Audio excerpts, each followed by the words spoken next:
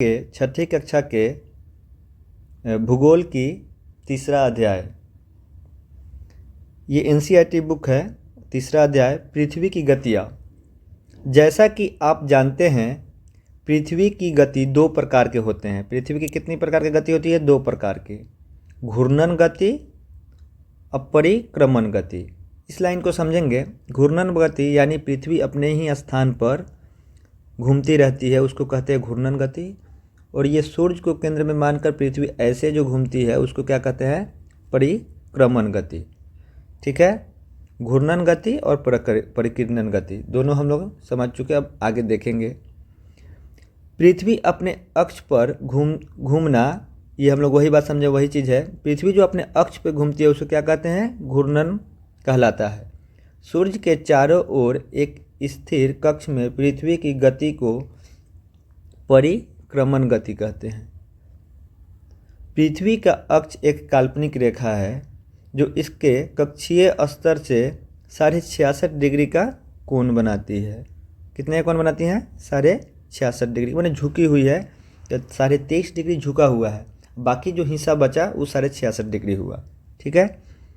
वह समतल जो कक्ष के द्वारा बनाया जाता है उसे कक्षीय समतल कहते हैं। पृथ्वी सूर्य से प्रकाश प्राप्त करती है। पृथ्वी का आकार गोला के समान है, इसलिए एक समय में सिर्फ इसके आधे भाग पे ही सूर्य की रोशनी प्राप्त करती है। ऐसे मान सकते हैं कि ये पृथ्वी हुआ। अगर यहाँ से हम कोई टॉर्च बार रहे, फोक्स बार रहे, तो इसका लाइट कहाँ आएगा? एक ही भाग पे पड़ेगा, ऐसा मान सकते हैं। यही लाइन ये बात समझा रहा है। सूर्य की ओर वाले भाग में दिन, जबकि दूसरा भाग जो सूर्य से दूर होता है वहाँ रात होती है। इस वाले भाग में रात होगा जब इधर से सूर्य की रोशनी पड़ेगी। ग्लोब पर वह वृत्त जो दिन तथा रात को विभाजित करता है उसे प्रदीप्त वृत्त कहते हैं। दिन और रात को जो विभाजित करता है ऐसे वो प्रदीप्ति वृत्त कहते हैं। यह वृत्त अक्ष के साथ नहीं मिलता। ये आगे हम लोग फोटो में समझेंगे। जैसा कि आप चित्र 3.2 में देख सकते हैं, पृथ्वी अपने अक्ष पर एक चक्कर पूरा करने में 24 घंटे का समय लेती है। घूर्णन के समय का काल को पृथ्वी का दिन कहा जाता है। एक घूर्णन जब पूरा करता है उसको क्या कहते हैं?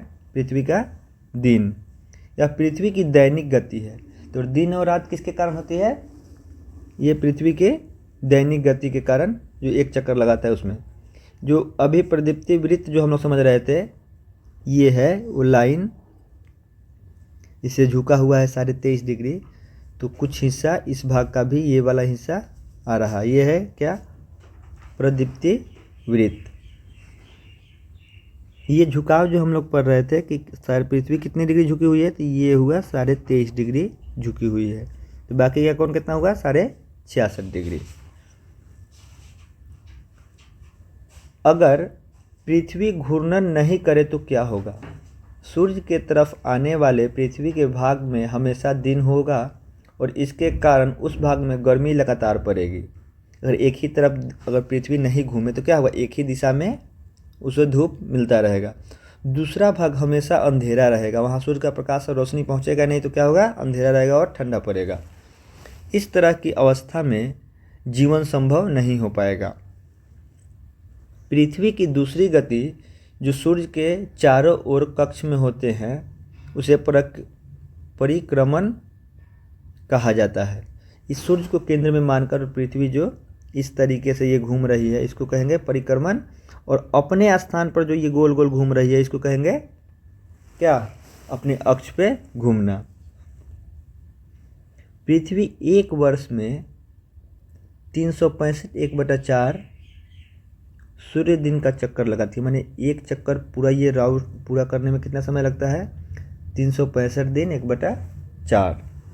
हम लोग एक वर्ष में 365 दिन ही मानते हैं तथा सुविधा के लिए 6 घंटे को इसमें नहीं जोड़ते हैं। 6 घंटे को इसमें हम लोग नहीं जोड़ते हैं। आगे ही 6 घंटा जब 4 साल बीतता है तो क्या हो जाता है? 6 × 4 = 24, माने एक दिन और हो जाता है, बढ़ जाता है। उसे 366 दिन का लीप ईयर वर्ष कहा जाता है। ये कहाँ से आता है, बढ़ जाता है, ये जो 6-6 घंटा है 4 साल में ये जुड़ के 24 घंटा हो जाता है, यानी एक दिन। क्या आप जानते हैं प्राचीन भारतीय खगोल शास्त्री आर्यभट्ट ने बताया था कि पृथ्वी गोल है और अपने अक्ष पर घूमती है। सबसे पहले कौन बताया था, आर्यभट्ट ने। इस चित्र से कुछ समझेंगे, इस चित्र में क्या दिया हुआ है। ये सूर्य के परिक्रमण गति से होने वाले प्रभाव को दिखा रहा है कि सूर्य की रोशनी डायरेक्ट पड़ती है उस समय ऋतु में कैसे परिवर्तन होता है। 21 मार्च को क्या कहते हैं, विषु, और 23 सितंबर को शरद विषु। सितंबर होगा शरद विषु और 21 मार्च होगा तो ये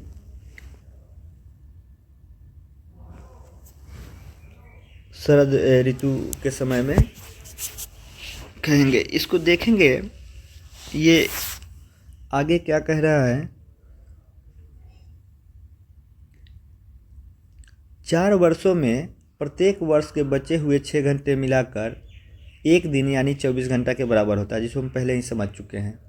इसके अतिरिक्त दिन को फरवरी के महीना में जोड़ा जाता है और इस प्रकार प्रत्येक चौथे वर्ष में फरवरी माह कितने दिन का होता है, 28 दिन का, लेकिन जब जिसमें लीप ईयर लगता है क्या होगा, 29 दिन का। ऐसे वर्ष जिसमें 366 दिन होते हैं उसे लीप वर्ष कहा जाता है। पता लगाइए कि अगला लीप वर्ष कब होगा। चित्र 3.3 में स्पष्ट है कि पृथ्वी दीर्घवृत्ताकार पथ पर सूर्य का चक्कर लगाती है। किस पर, दीर्घवृत्ताकार पथ पे।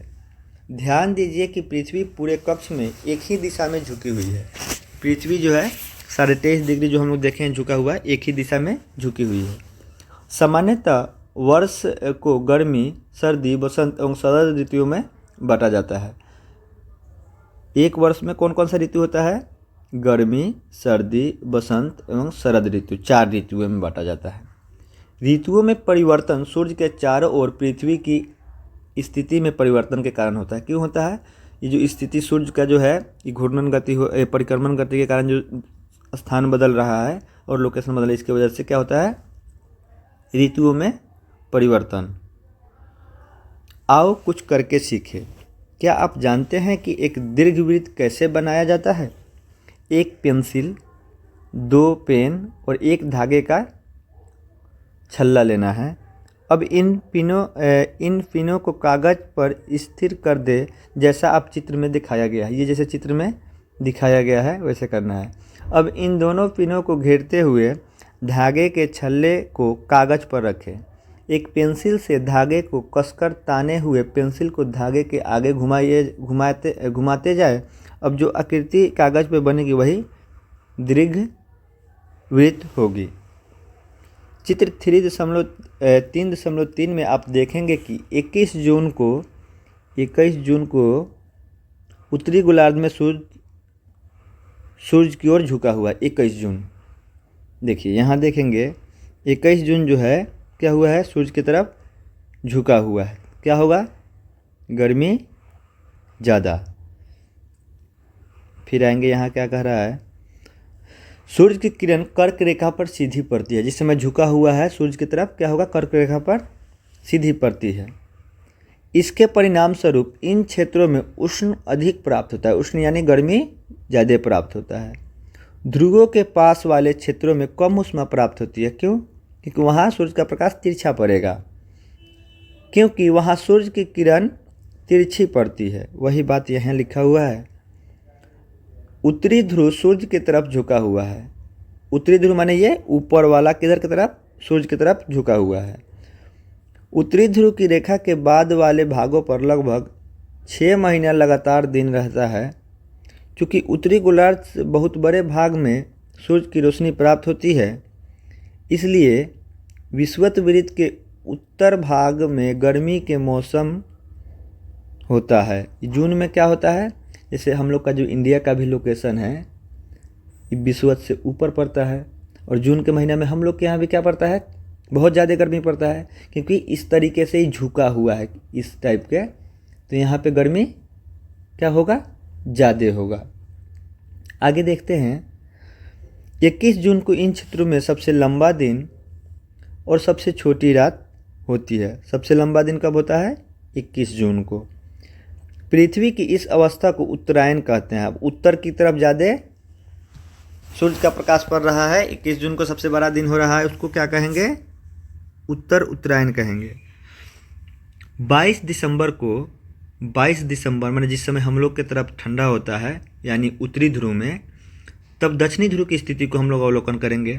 22 दिसंबर को दक्षिणी ध्रुव में सूर्य की ओर झुके होने के कारण मकर रेखा पर सूर्य की किरणें सीधे पड़ती है। जैसे हम लोग के यहाँ भारत में, इंडिया में क्या होता है कि जब दिसंबर होता है तो क्या होता है? ठंड होता है। लेकिन जिसके अपोजिट सोचिए कि उत्तरी ध्रुव, हम लोग तो उत्तरी ध्रुव में है, दक्षिणी ध्रुव पर उस समय सूर्य फोकस्ड होता है। क्योंकि सूर्य की किरण मकर रेखा पर लंबवत पड़ती है। हम लोग इंडिया से क्या गुजरती है? कर्क रेखा।